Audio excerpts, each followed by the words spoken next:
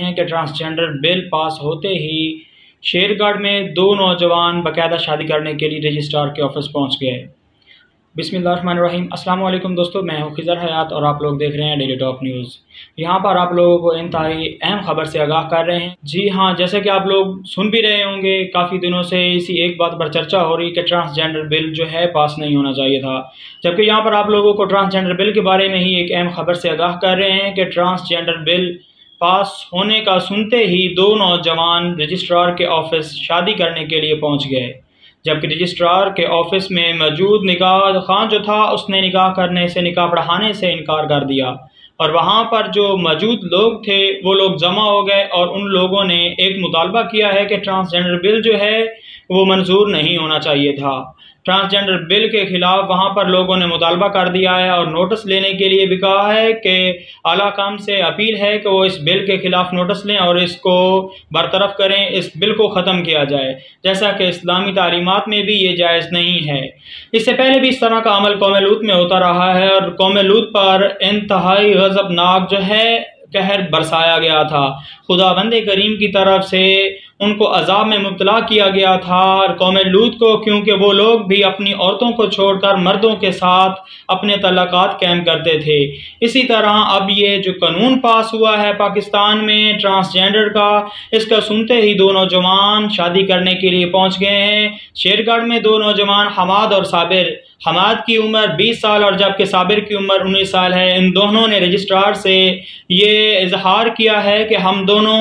آپس میں محبت کرتے ہیں اور اپنی زندگی کا باقاعدہ نکاح کے ساتھ آغاز کرنا چاہتے ہیں اور اپنی زندگی جو ہے آسانی سے اور خوشی خوشی گزر بسر کرنا چاہتے ہیں، جبکہ رجسٹرار کا نکاح پڑھانے سے انکار، اور وہاں پر لوگ اکٹھے ہو گئے اور ان لوگوں نے یہ بھی مطالبہ کیا ہے حکومت سے کہ اس بل کو فوراً ختم کیا جائے۔ یہاں پر آپ لوگوں کو یہ بھی بتاتا جاؤں کہ یہ بل جو ہے ہمسایہ ملک انڈیا میں 2019 میں پاس ہوا تھا،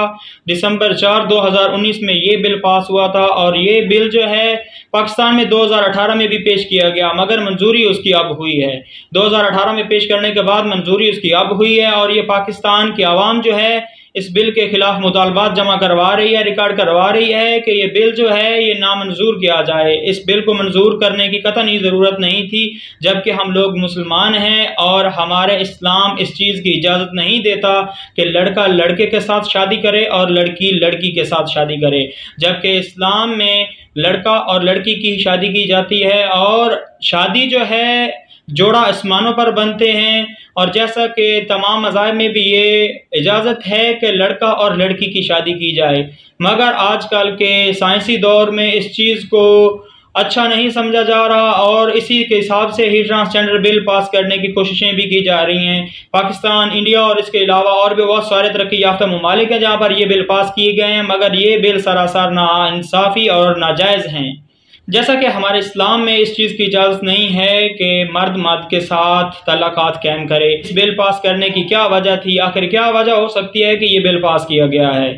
کیونکہ ہمارا اسلام اس چیز کی قطعی اجازت نہیں دیتا، اور اس کے باوجود بھی ہم اسلامی جمہوریہ پاکستان، نام ہمارے ملک کا اسلامی جمہوریہ پاکستان ہے، مگر اسلام کے مطابق یہاں پر کوئی بھی کام نہیں کیا جا رہا۔ کیا آپ لوگوں کی یہ رائے ہے کہ یہ ٹرانسجنڈر بل جو ہے یہ پاس کیا گیا یہ اسلام کے مطابق ہے؟ اسلام قطعی اس چیز کی اجازت نہیں دیتا، مگر اسلامی جمہوریہ پاکستان میں یہ بل پاس کیا گیا۔ آخر اس کی کیا وجہ ہو سکتی ہے؟ آپ تمام دوست اس اپنی رائے کا اظہار کمنٹ باکس میں ضرور کریں۔ اس کے ساتھ ہی اپنے رکھیے گا خیال اور مجھے دیجیے گا اجازت۔ انشاءاللہ ملیں گی اسی طرح کی اور نیوز کے ساتھ، تب تک کے لیے اللہ حافظ۔